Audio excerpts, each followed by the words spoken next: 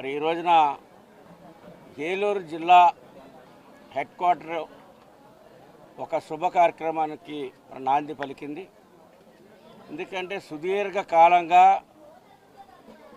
Degree college రాకుండా అనేక corporate సంస్థలు అడ్డుకొని పేద బలహీన వర్గాలకి విద్యను దూరం చేసేటువంటి దిశగా ప్రయత్నాలు జరిగినటువంటి తరుణంలో 2008లో ప్రభుత్వ డిగ్రీ కాలేజీ శాంక్షన్ కావటం, అప్పటి నుంచి కూడా అనేకమైనటువంటి అడ్డంకాలని గవర్నమెంట్ డిగ్రీ కాలేజీకి ప్లేస్ని కేటాయించలేకపోవటం, ప్లేస్ని కేటాయించి దానికి సంబంధించినటువంటి ఇన్ఫ్రాస్ట్రక్చర్ డెవలప్మెంట్కి కానీ, ల్యాబ్స్ కానీ, మరి బిల్డింగ్ నిర్మాణాలకు కానీ ఫండ్స్ని కేటాయించకపోవటం ఎంత దుర్మార్గం అంటే 3 లక్షల కోట్ల బడ్జెట్ ఉన్నటువంటి ఆంధ్రప్రదేశ్లో 10-15 కోట్ల రూపాయలని విద్యార్థుల యొక్క జీవితాల కోసం, డిగ్రీ కాలేజీ నిర్మాణం కోసం కేటాయించకపోవటం అనేది చాలా దుర్మార్గమైనటువంటి పరిస్థితి.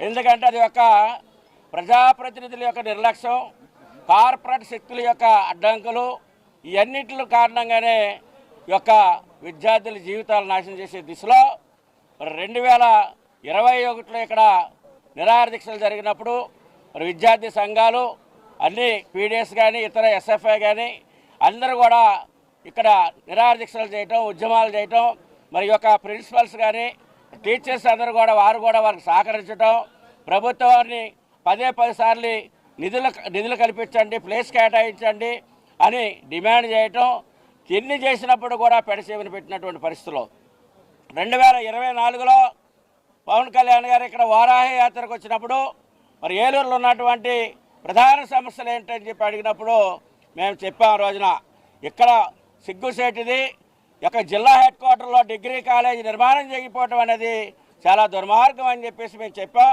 పిల్లలందరూ కూడా విద్యార్థులు ఎక్కడెక్కడికో వెళ్ళవలసి వస్తూ ఉంది.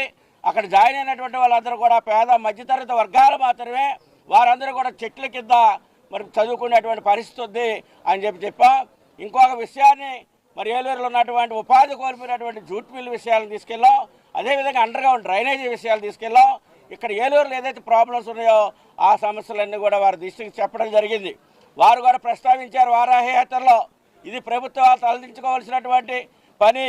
ఇక్కడ డిగ్రీ కాలేజ్, ఒక హెడ్ క్వార్టర్లో degree college, government degree college నిర్మాణం చేయకపోవడం అనేది చాలా దుర్మార్గం అని చెప్పి ఆ రోజు ప్రశ్నించారు. ఆయన కూడా దాన్ని దృష్టిలో పెట్టుకునే తర్వాత జనవాణిలో కూడా విద్యార్థి సంఘాల నుంచి కానీ, మరి ప్రిన్సిపల్స్ కానీ వీరు కూడా అనేక సార్లు రిప్రజెంటేషన్స్ ఇవ్వటం, మొన్న ఈ మధ్యకాలంలో కూడా మరి ఇందాకే చెప్పారు, ఎందుకంటే దీన్ని ప్లేస్ మార్చాలి, ఇతర ఏరియాలు తరలించాలి అన్న సమయంలో మళ్ళీ ఇక్కడ జిల్లా ఇన్ఛార్జి మంత్రి గారు నాదెండ్ల మనోహర్ గారి దృష్టికి కూడా తీసుకొచ్చారు. అదేవిధంగా ఇక్కడ ఉన్నటువంటి స్థానిక శాసనసభ్యులు కూడా ఆ విషయాన్ని ప్రస్తావించారు. అందరి యొక్క కృషి ఈ రోజున పవన్ కళ్యాణ్ గారు చొరవ తీసుకొని ఏదైతే విద్య పట్ల ఉన్నటువంటి వారికి ఉన్నటువంటి మక్కువతో, ఏదైతే విద్యార్థుల పట్ల పేద బలహీన వర్గాల పట్ల ఉన్నటువంటి యొక్క ఆశయంతో మరి ఈ రోజున 12,60,00,000 రూపాయలు మరి వారు శాంక్షన్ చేయించడం, మరి వారికి ఏలూరు నియోజకవర్గ ప్రజలందరి తరఫున, జిల్లా హెడ్ క్వార్టర్ తరఫున మరి వారికి ధన్యవాదాలు తెలియజేస్తా ఉన్నాం. ఇది ప్రతి ఒక్క ప్రజాప్రతినిధి కూడా గుర్తుపెట్టుకోవాల్సినటువంటిది. ఎందుకంటే లక్షలాది కోట్ల రూపాయలు ఈ రోజున బడ్జెట్లు ఉన్నప్పుడు కూడా విద్యారంగానికి డబ్బులు ఇచ్చేయడంలో నిర్లక్ష్యం వహించడం అనేది దుర్మార్గం. మరి అదే రకంగా విద్యాశాఖ మంత్రి నారా లోకేష్ గారికి కూడా పవన్ కళ్యాణ్ గారి యొక్క చెప్పిన ఎమ్మటే వారు స్పందించి శాంక్షన్ చేయడం కూడా, దాని ఏపీఐడిసి ద్వారా నిర్మాణం చేయాలని చెప్పేసి ఒక ఆదేశాలు ఇవ్వడం కూడా ఈ రోజున ఒక మంచి శుభపరిణామంగా మేము అందరం కూడా పరిగణలు తీసుకొని మరి ఈ సందర్భంగా రాష్ట్ర ఉప ముఖ్యమంత్రి డిప్యూటీ సీఎం అయినటువంటి పవన్ కళ్యాణ్ గారికి ఏలూరు ప్రజలందరి తరఫున, విద్యార్థుల తరఫున, విద్యార్థిని తరఫున, ఉపాధ్యాయుల తరఫున అభినందనలు తెలియజేస్తా ఉన్నాం. అందరికీ నమస్కారం.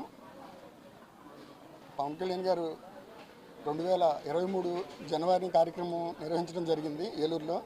ఆ నిర్వహించినప్పుడు ఏలూరు జూనియర్ కాలేజీ నుంచి కొంతమంది పిల్లలు ఇలా మాకు డిగ్రీ కాలేజీ ఉంది, డిగ్రీ కాలేజీ లేదు, అలాగే జిల్లా హెడ్ క్వార్టరు ఉన్న జూనియర్ కాలేజీ ప్రిన్సెస్లో మాకు ఏ ఫెసిలిటీస్ లేవు, చాలా ఇబ్బంది పడుతున్నాం, చెట్ల కింద చదువుకోవాల్సి వస్తుంది, టీచర్స్ అయితే ఉన్నారు కానీ ఏ ఫెసిలిటీ లేక చాలా ఇబ్బంది పడుతున్నామని కళ్యాణ్ గారి దృష్టికి తీసుకెళ్ళారు.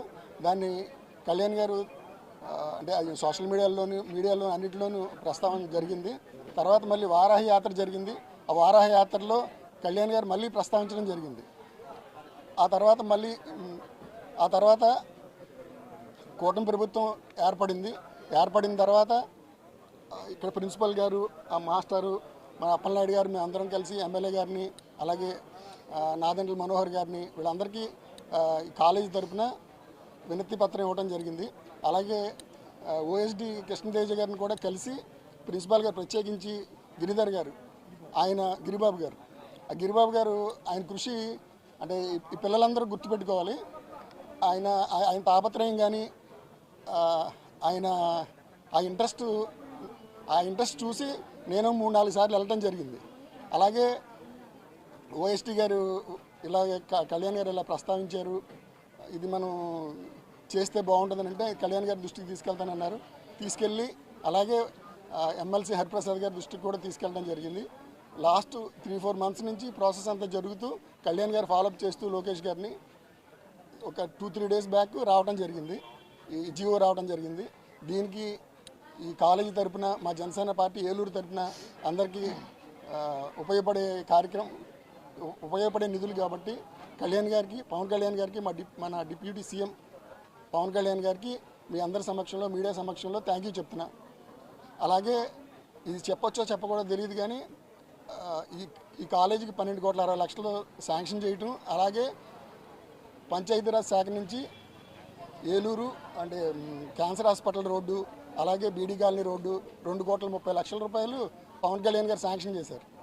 అంటే ఆ పంచాయతీరాజ్ శాఖ నుంచి మన ఎమ్మెల్యే గారు రిక్వెస్ట్ చేస్తే 2,30,00,000 సుమారు కళ్యాణ్ గారు అంటే ఆయన ఆధ్వర్యంలో సుమారు ఏలూరుకి 15 కోట్ల రూపాయలు వర్క్లు ఈ 2 ఏళ్లలో చేయడం జరిగింది.